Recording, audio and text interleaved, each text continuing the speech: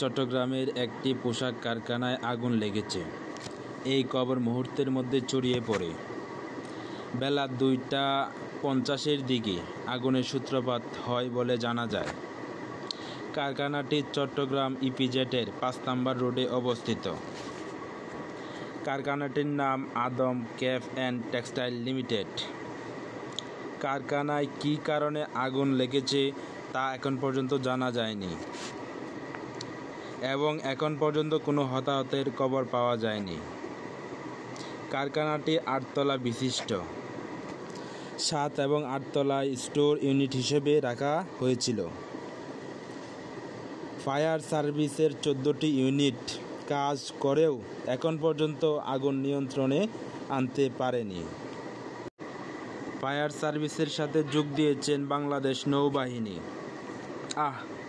চোখের সামনে আগুন দাও দাও করে জ্বলতেছে, যেন কিছুই করার নেই। আগুন শুধু কারখানা পুড়েই শেষ করছে তা নয়, মনে হচ্ছে কারখানা মালিকের স্বপ্ন, শ্রমিকদের স্বপ্ন মুহূর্তেই শেষ হয়ে যাচ্ছে। সবার কাছে দোয়া প্রার্থী, আল্লাহ যেন সবাইকে উত্তম প্রতিদান ও রিজিকের ব্যবস্থা করে দেন। আমিন।